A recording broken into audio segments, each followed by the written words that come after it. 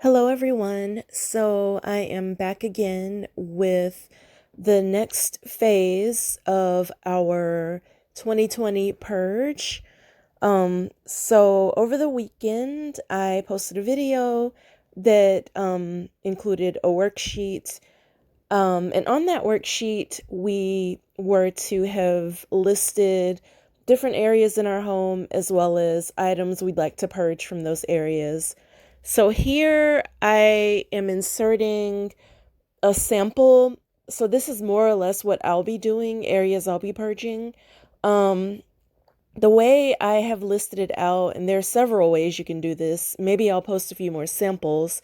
But the way I'm doing it, if you'll recall in my first or second purge video, I mentioned that I want to get rid of 75% of the things that are in my home just to make room for new stuff, just to make moving easier when I do get around to moving.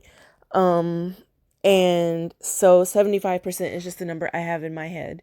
So based on that, for some reason, I don't normally do this, but I think of my things right now in terms of percentages just because I know how much of different item categories I need to reduce.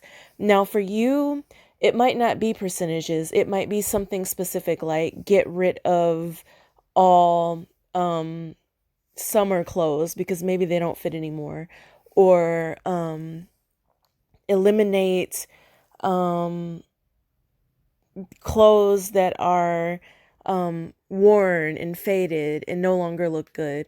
It could be maybe you got a new bed and you have sheets that don't fit.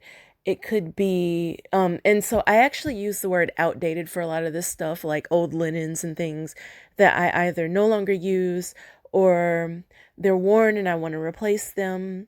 Um, I have a few things that don't fit in terms of clothes. So just to simplify, I use the word outdated. It could even be stuff that I just don't like to wear anymore. Um, so however you do it is up to you, whether, maybe you've changed your decor and you have some items that no longer match. Those can be obsolete items, or you can list out old curtains that no longer match, whatever. Just like be specific, list it out in a way that makes sense for you so that you will be able to remember what you'd like to purge, or I mean, really just to have a reference point. You don't have to memorize the list, obviously. That's why we're making a list so you can reference it.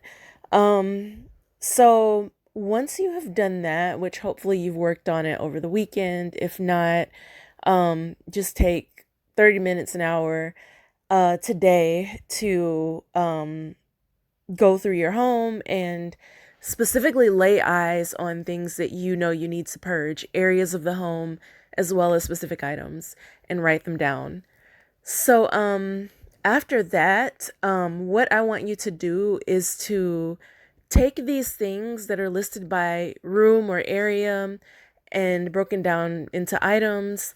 And I want you to plug them into your calendar. And I created just like a random freehand calendar so you can see an example. However, your calendar looks, just do it. Write down the times that you plan to work on those things as well as the area of the home. And take your list with you when you're working so that you can have, the blueprint for exactly what you want to purge in that area. And of course, you can modify this if you spend an hour working on it and you didn't get quite as far as you had hoped. You know that you need to allocate more time to it, make some adjustments maybe for next week's schedule, whatever the case may be. Schedule a weekend day where maybe you didn't think you'd need one. If it's taking less time, feel free to adjust your schedule to allow you to move on to another area. Or if finish the bedroom and work on the bathroom, obviously update your schedule for where you're going to be working on the next day. So that's that. These are my samples. I'm going to be coming back to you with a list of what to do with items you cannot donate.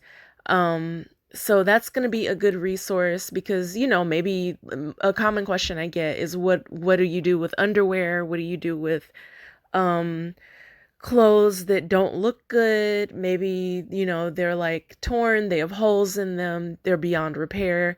What do you do with those things? So, I have compiled a list of resources and I'm going to be getting that to you shortly. So until then, take care, be well, see you in the next video, and happy Monday. See you soon. Bye now.